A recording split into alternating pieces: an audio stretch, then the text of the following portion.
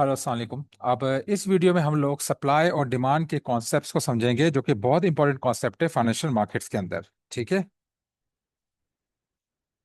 मैं आपको एग्जांपल से समझाऊंगा ताकि आपको ये कॉन्सेप्ट्स क्लियर हो जाए, सप्लाई एंड डिमांड। ठीक है, एक बात याद रखिएगा कि सप्लाई जो है वो रिप्रेजेंट करती है सेलर्स को। ठीक है, डिमांड जो है वो रिप्रेजेंट करती है बायर्स को। ठीक है, तो ये बात आपने याद रखनी है। सप्लाई जो है वो रिप्रेजेंट करती है सेलर्स को, डिमांड जो है वो रिप्रेजेंट करती है बायर्स को। ठीक है, अगर मार्केट के अंदर सप्लाई ज्यादा होगी डिमांड से, तो इसका मतलब ये है कि सेलर्स जो हैं वो ज्यादा हैं बायर से। तो क्या होगा?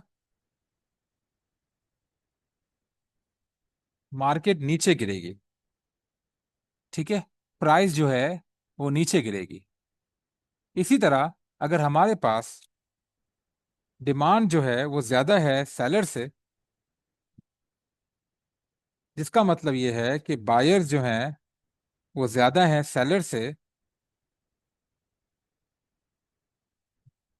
तो इसका मतलब ये है कि मार्केट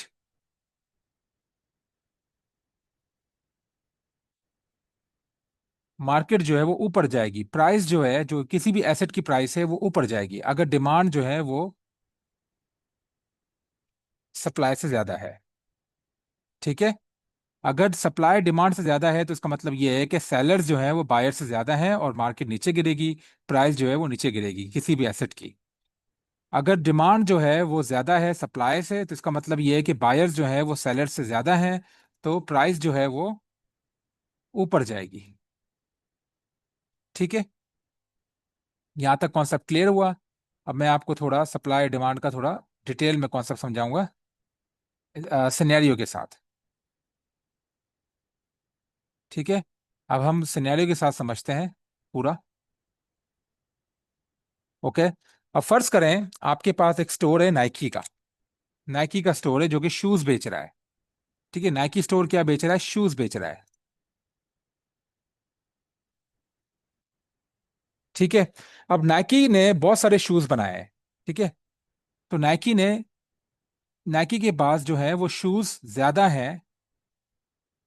शूज की जो क्वांटिटी है वो ज्यादा है बायर से, जो कि खरीदने वाले हैं। तो नाइकी अगर अगर शूज जो है वो ज्यादा है बायर से, तो ऑब्वियसली नाइकी को अपने सारा स्टॉक जो है वो सेल करना है। ठीक है, और नाइकी चाहता है कि भाई उसका सारा स्टॉक और सारा जो सामान उससे बनाया है वो सेल हो जाए और वो जाया ना जाए। तो वो क्या करेगा कि जो उसने एक्स्ट्रा शूज प्रोड्यूस किए हैं उस पे वो लगाएगा डिस्काउंट, या फिर वो सेल लगाएगा। और सेल लगाएगा, सेल। जैसे हमारे पास विंटर सेल होती है, समर सेल होती है, क्रिसमस सेल होती है। उसमें क्या होता है, कोई भी कंपनी के पास जो एक्स्ट्रा स्टॉक्स होता है ना, जो भी उसके पास एक्स्ट्रा क्वांटिटी होती है प्रोडक्ट्स की, उस पे वो डिस्काउंट और सेल लगाते थे ताकि वो क्वांटिटी और इन्वेंट्री खाली हो जाए और वो सारी सारी चीजें बिक जाएं। तो जब वो डिस्काउंट और सेल लगाता है, ठीक है, तो क्या होता है, प्राइस डिक्रीज हो जाती है इसकी। ठीक है, ताकि ज्यादा से ज्यादा बायर्स, क्योंकि जब प्राइस डिक्रीज होगी तो बायर्स जो है उसकी तरफ अट्रैक्ट होंगे और ज्यादा से ज्यादा बायर्स उसको खरीदने की कोशिश करेंगे, क्योंकि प्राइस की डिक्रीज है, डिस्काउंट और सेल चल रहा है। ठीक है, तो इस वजह से प्राइस जो है वो डिक्रीज हो जाएगी।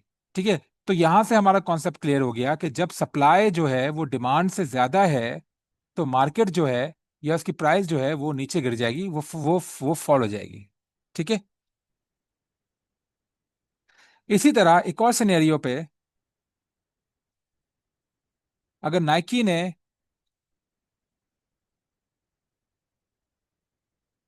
शूज बनाए हैं, ठीक है, नाइकी ने शूज बनाए और शूज बनाने के बाद उसने कहा है कि, और यहां पर सिनेरियो ये हो रहा है कि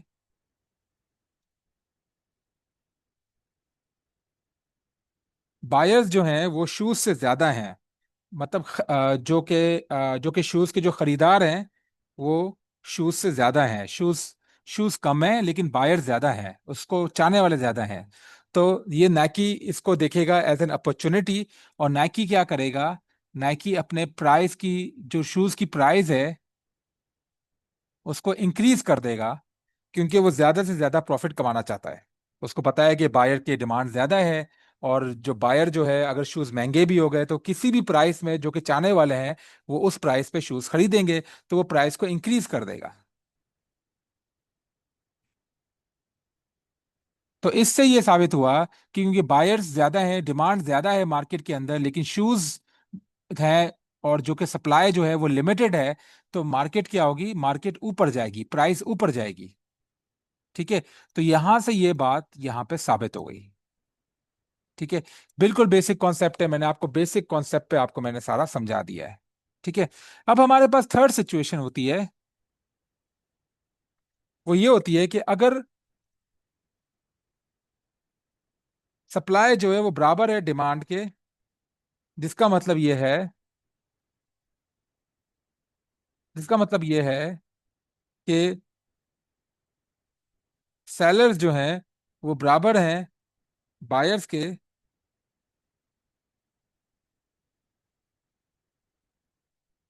तो क्या होगा, प्राइस सेम रहेगी, प्राइस कहीं भी नहीं जाएगी। और इस पोजीशन को हम मार्केट डायनामिक्स में बोलते हैं, फाइनेंशियल मार्केट डायनामिक्स में हम इसको बोलते हैं इक्विलिब्रियम और रेंज और कंसोलिडेशन। इन तीन चीजों का नाम देते हैं, ये तीनों चीजें एक ही हैं, इक्विलिब्रियम, रेंज और कंसोलिडेशन। मार्केट में रेंज होगी, या फिर कंसोलिडेशन जैसी कंडीशन होगी, या फिर इक्विलिब्रियम होगी, अगर सेलर्स, अगर सप्लाई और डिमांड दोनों इक्वल हैं, सेलर्स और बायर्स दोनों इक्वल हैं, तो प्राइस हमेशा सेम रहेगी। ठीक है। अब वही चीज मैं आपको नाइकी के कॉन्सेप्ट में समझाता हूँ। नाइकी है, वो शूज बनाता है। ठीक है। नाइकी ने शूज बनाए, और यहां पर क्या हो रहा है कि शूज जो हैं वो बराबर हैं बायर्स के,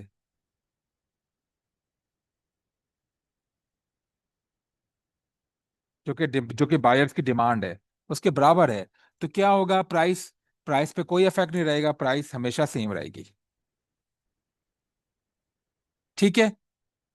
तो यही कॉन्सेप्ट फाइनेंशियल मार्केट्स में भी अप्लाई होता है, ये तीन कॉन्सेप्ट अप्लाई होता है। अगर सप्लाई ज्यादा है डिमांड से, तो सेलर्स बायर से ज्यादा होंगे, तो मार्केट नीचे गिरेगी, प्राइस नीचे गिरेगी। अगर डिमांड ज्यादा है सप्लाई से, तो बायर्स, अगर सप्लाई ज्यादा है डिमांड से, तो सेलर ज्यादा है बायर से, तो मार्केट नीचे गिरेगी और प्राइस भी नीचे गिरेगी।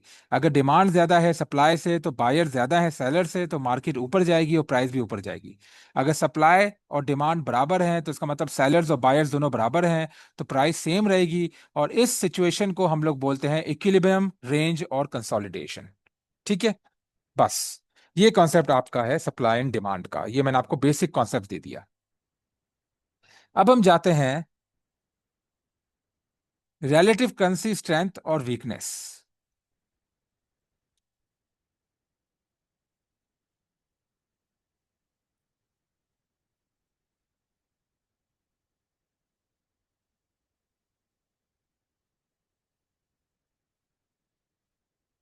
अब रिलेटिव करेंसी स्ट्रेंथ और वीकनेस क्या होता है, अब फर्ज करें हमारे पास एक एसेट है जीबीपी यूएसडी। ठीक है, ये एक एसेट है हमारे पास।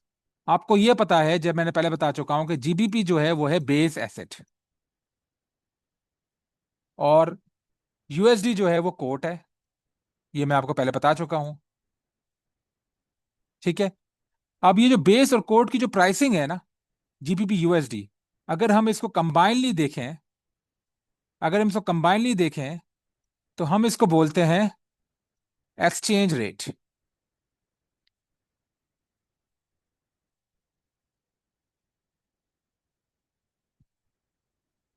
ठीक है। जीबीपी यूएसडी एक्सचेंज रेट है, और जीबीपी जो है इस एक्सचेंज रेट के अंदर बेस है, और यूएस डॉलर जो है वो कोड करेंसी है। ठीक है, बिल्कुल सिंपल कॉन्सेप्ट है जो मैं आपको पहले बता चुका हूं। अब होता क्या है कि जब हमारा एक्सचेंज रेट, ये बात याद रखना, ये बिल्कुल सिंपल कॉन्सेप्ट है,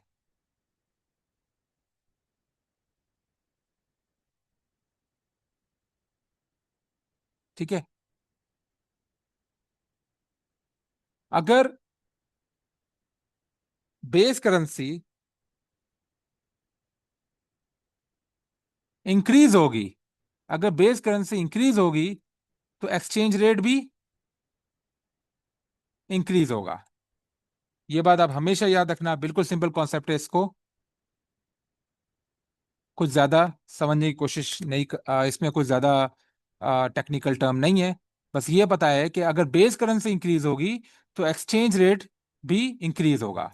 अगर बेस करेंसी डिक्रीज होगी तो एक्सचेंज रेट भी डिक्रीज होगा।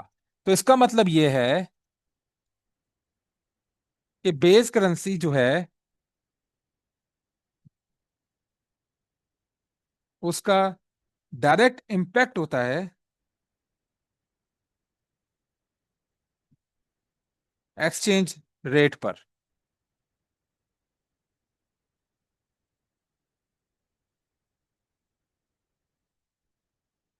तो बेस करेंसी का डायरेक्ट इंपैक्ट होता है एक्सचेंज रेट पे। अगर बेस करेंसी बढ़ेगी तो एक्सचेंज रेट भी बढ़ेगा, अगर बेस करेंसी गिरेगी तो एक्सचेंज रेट भी गिरेगा। ठीक है। इसी तरह हम एक और सिनेरियो बना देते हैं।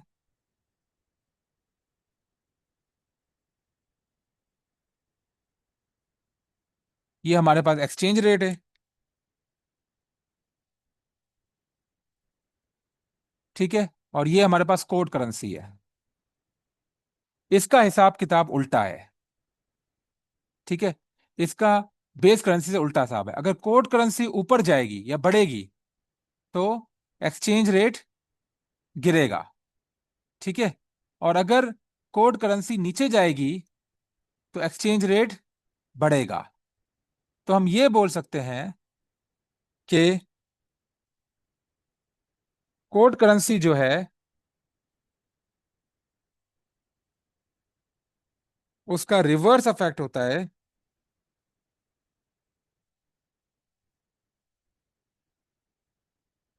एक्सचेंज रेट पर। कोड करेंसी का रिवर्स इफेक्ट होता है एक्सचेंज रेट पे। अगर कोड करेंसी बढ़ेगी तो एक्सचेंज रेट गिरेगा, अगर कोड करेंसी गिरेगी तो एक्सचेंज रेट बढ़ेगा, जैसे मैंने यहाँ पे शो कर दिया।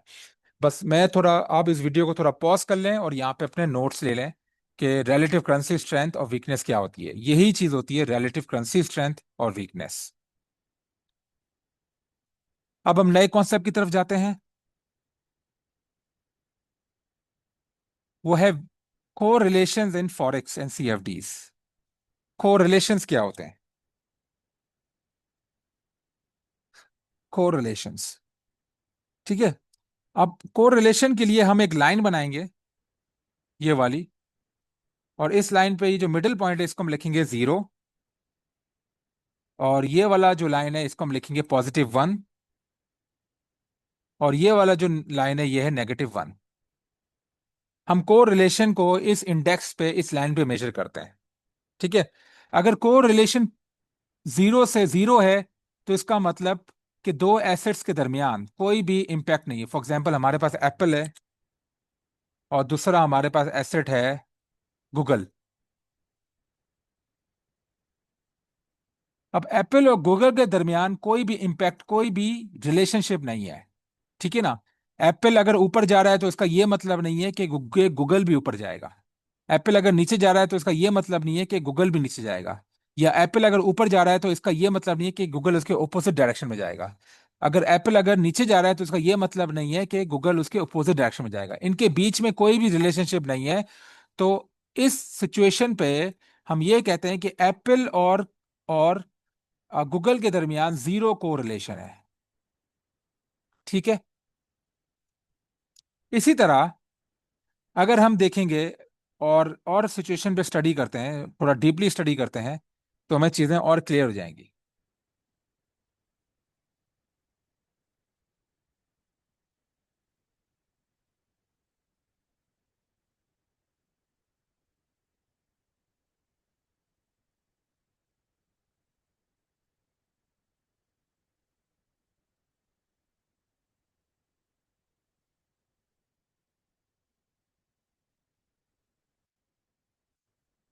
ओके। अब हम कोरिलेशन को स्टडी करते हैं। दो एसेट पर। फॉर एग्जांपल हमारे पास यहाँ पे एक एसेट है जीबीपी यूएस डॉलर, और दूसरा एसेट है हमारे पास जिसको हम कंपेयर कर रहे हैं, यूरो स्लैश यूएस डॉलर।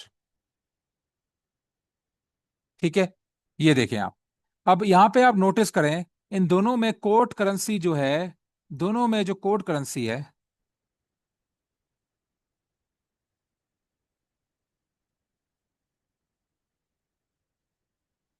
इन दोनों की कोट करेंसी सेम है, जो कि यूएस डॉलर है।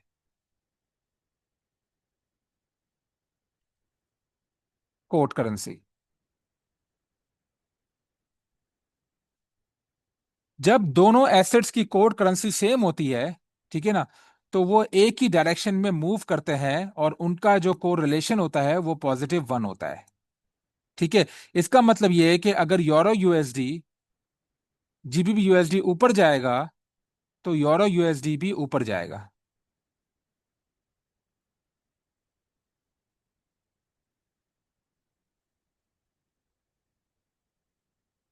ठीक है, और अगर यूरो यूएसडी नीचे जाएगा तो जीबीपी यूएसडी भी नीचे जाएगा। तो इनका तो ये एक ही डायरेक्शन में मूव करते हैं क्योंकि इन दोनों करेंसी पेयर में कोड करेंसी सेम है जो कि यूएस डॉलर है। ठीक है ना, तो हमारे पास कॉन्सेप्ट क्या बना, if code currency is same in two assets,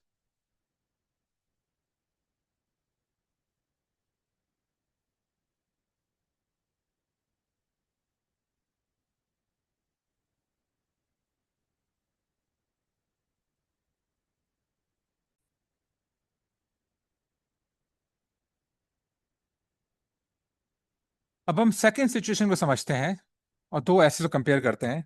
एक है हमारे पास यूएसडी कैड और दूसरा एसेट है हमारे पास यूएसडी जेपीवाई। यहां पे आप एक चीज फोकस करोगे कि हमारे पास बेस करेंसी जो है वो दोनों में सेम है।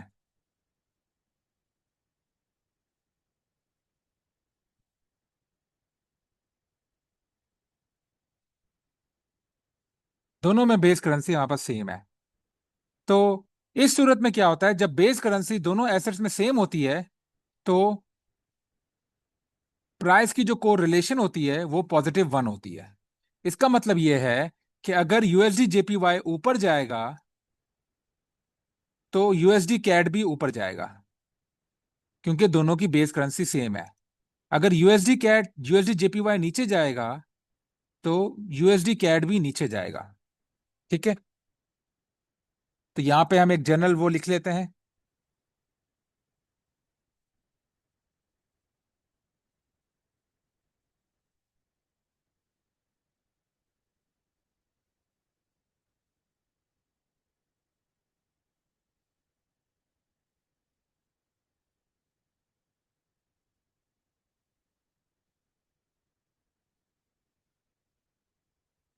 अगर बेस करेंसी दो एसेट्स के सेम होंगे तो वो एक ही डायरेक्शन में जाएंगे। अगर अगर इस सूरत में अगर दोनों एसेट्स की बेस करेंसी सेम हो तो अगर वो एक एक एक्सचेंज रेट ऊपर जा रहा है तो दूसरा एक्सचेंज रेट भी ऊपर जाएगा। अगर वो एक एक्सचेंज रेट नीचे जा रहा है तो दूसरा एक्सचेंज रेट भी नीचे जाएगा। तो इसकी कोरिलेशन होगी +1। यहाँ पे मैं लिख देता हूँ -1, सॉरी, +1, गलती हो गई।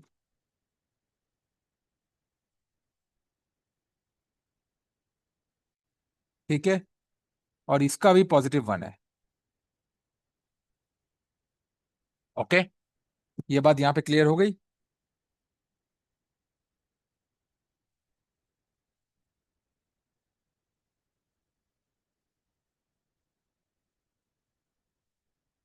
तो ये आप जो कॉन्सेप्ट है इसको आप आराम से जहन में रख लें और उसको नोट डाउन कर लें।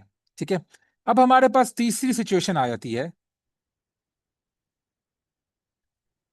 फॉर एग्जाम्पल,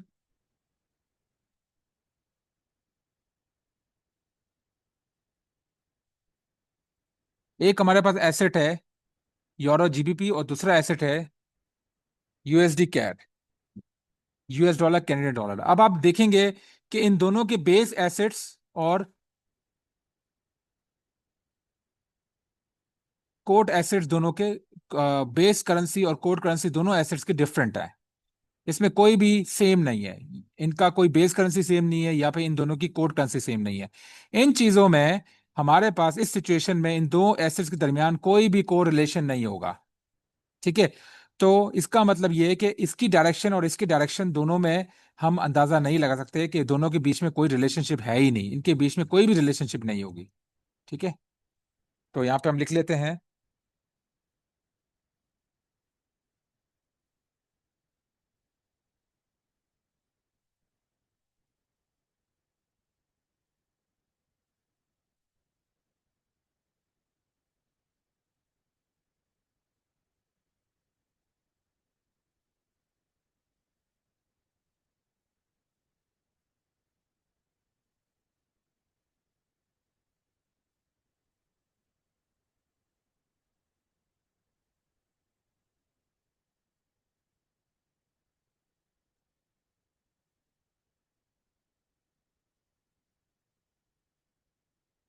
अगर बेस करेंसी और कोड करेंसीज दो डिफरेंट एसेट्स के डिफरेंट हैं, उनमें कोई भी सिमिलरिटी नहीं है, तो उन दो एसेट्स के बीच में कोई भी रिलेशनशिप नहीं होगा। जैसे मैंने आपको पहले एग्जांपल दी थी एप्पल की। ठीक है ना, एप्पल और गूगल की। तो इनका को रिलेशन जो होगा वो जीरो होगा। ठीक है ना। अब हमारे पास चौथी कंडीशन आ जाती है।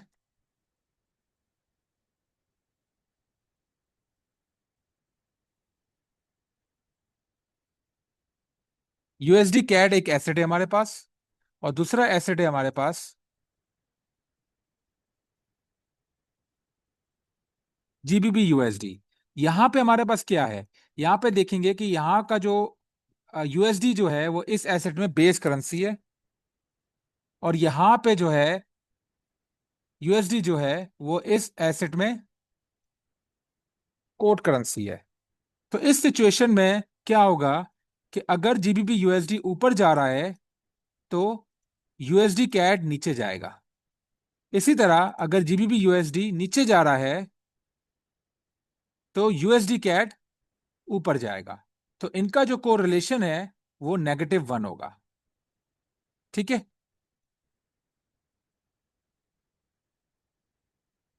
तो यहां पे मैं एक जनरल डेफिनेशन लिख देता हूं।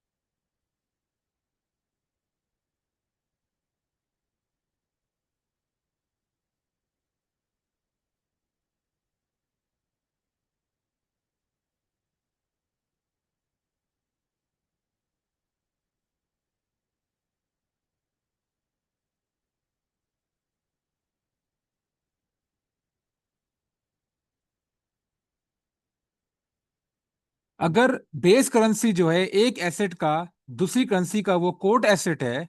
ठीक है। अगर बेस करेंसी एक एसेट का दूसरी एसेट का वो कोट करेंसी है, तो या फिर उल्टा है। ठीक है। कि कोट करेंसी जो है एक एसेट का वो दूसरी एसेट का वो बेस करेंसी है, तो इस सूरत में दोनों की जो डायरेक्शन होगी वो अपोजिट मूव होगी। ठीक है। जैसे इस सिनेरियो में था, इसका जो बेस एसेट था वो इसका कोड एसेट था, जिसकी वजह से इन दोनों की डायरेक्शन अपोजिट होगी। अगर जीबीपी यूएसडी ऊपर जाएगा तो यूएसडी कैट नीचे जाएगा। अगर जीबीपी यूएसडी नीचे जाएगा तो यूएसडी कैट ऊपर जाएगा। इस सूरत में इनकी जो कोरिलेशन होगी वो -1 होगी। ठीक है ना। और वो अपोजिट डायरेक्शन में मूव करेंगे। बस, ये हमारे पास कोरिलेशंस के चार कॉन्सेप्ट्स हैं। मैंने आपको बिल्कुल बेसिक तौर पे आपको समझा दिए हैं मैंने। ठीक है, अब मैं आपको थोड़ा दिखाता हूँ चार्ट के ऊपर।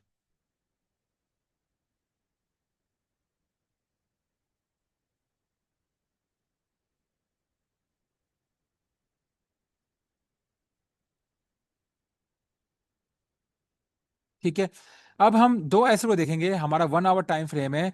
अब हम देखेंगे जीबीपी यूएसडी और यूरो यूएसडी, ये चेक करें। इधर देखें, जीबीपी यूएसडी और यूरो यूएसडी दोनों में यूएसडी जो है वो कोड करेंसी है। अब आप दोनों की डायरेक्शन चेक कीजिएगा। ठीक है, अब इसकी डायरेक्शन चेक करें।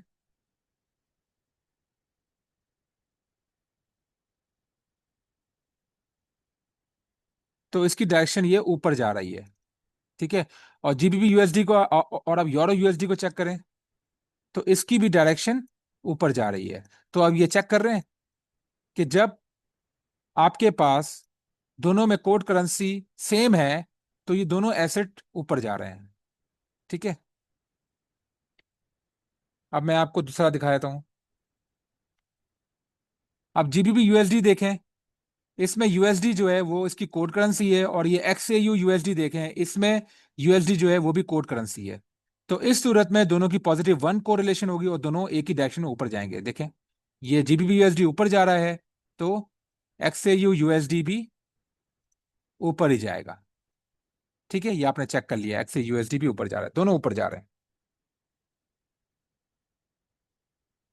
अब देखें, अब जीबीपी यूएसडी को देखें और यूएसडी कैड को देखें। इसमें क्या है कि इसमें जीबीपी यूएसडी जो है उसमें यूएसडी जो है वो कोड करेंसी है, और यूएसडी कैड में जो है वो यूएसडी जो है वो है बेस करेंसी। तो इस सूरत में -1 कोरिलेशन होगी और ये दोनों अपोजिट डायरेक्शन में जाएंगे। अगर जीबीपी यूएसडी ऊपर जा रहा है तो यूएसडी कैड जो है वो नीचे जाएगा। आप चेक कर सकते हैं। ठीक है,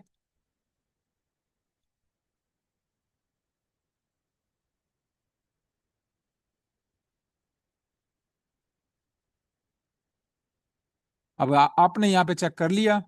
अब हम एक और सिचुएशन जाते हैं। अब हम जीबीबी जेपीवाई को देखते हैं और एयूडी जेपीवाई को देखते हैं। अब जीबीबी जेपीवाई में जेपीवाई जो है, जो जो जो कि जापानीज येन है, वो कोड करेंसी है। और दोनों में एयूडी जेपीवाई और जीबीबी जेपीवाई दोनों में कोड करेंसी सेम है, आप चेक कर लें।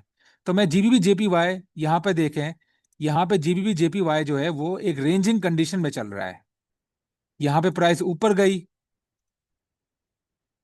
फिर प्राइस नीचे गिरी, और प्राइस फिर से ऊपर गई। तो ये एक रेंज, ये एक इक्विलिब्रियम में चल रहा है, रेंज में चल रहा है। तो प्राइस तकरीबन, अगर हम इसकी एवरेज प्राइस निकालें, तो प्राइस तकरीबन सेम चल रही है। ठीक है, यही कंडीशन आप अगर एयूडी जेपीवाई में देखें तो उसमें भी यही सेम कंडीशन होगी। प्राइस नीचे गिर रही है और फिर प्राइस ऊपर चल रही है। ठीक है ना, तो ये हमारे पास इक्विलिब्रियम या फिर रेंजिंग कंडीशन है, और यहाँ पे प्राइस, एवरेज प्राइस जो है वो सेम है। ठीक है, यहाँ पे जो प्राइस थी वही प्राइस यहाँ पे सेम है, आप चेक करें। ठीक है, तो एवरेज प्राइस सेम है। तो ये इससे साबित हो गया कि अगर बेस करेंसी दोनों एसेट में सेम होगी तो प्राइस सेम डायरेक्शन में जाएगी। अगर कोड करेंसी दोनों एसेट में सेम होगी तो प्राइस सेम डायरेक्शन में जाएगी। अगर अगर कोड करेंसी दोनों एसेट में सेम होगी तो प्राइस सेम डायरेक्शन में जाएगी। ठीक है, अगर अगर कोड करेंसी दोनों एसेट में सेम होगी, या फिर बेस करेंसी दोनों एसेट में सेम होगी। लेकिन अब हम देखते हैं जीबीपी यूएसडी। ठीक है, इसमें यूएस डॉलर जो है वो हमारे पास कोड करेंसी है, और यूएसडी कैड में यूएस डॉलर बेस करेंसी है। तो इस सूरत में हमारे पास -1 कोरिलेशन होगी, और ये दोनों अपोजिट डायरेक्शन में जाएंगे, क्योंकि यूएसडी जो है वो इस एसेट में base currency, sorry, code currency है, और यूएसडी कैड में वो बेस करेंसी है। तो मैं आपको अभी दिखा देता हूँ, यहां से देखें, ये जीबीपी यूएसडी अगर ऊपर जाएगा तो यूएसडी कैड जो है वो नीचे जाएगा, नेगेटिव कोरिलेशन होगी। ठीक है, तो आई होप आपको कोरिलेशन का कॉन्सेप्ट क्लियर हो गया है, और यहाँ पे हम इस वीडियो को खत्म करते हैं। ठीक है।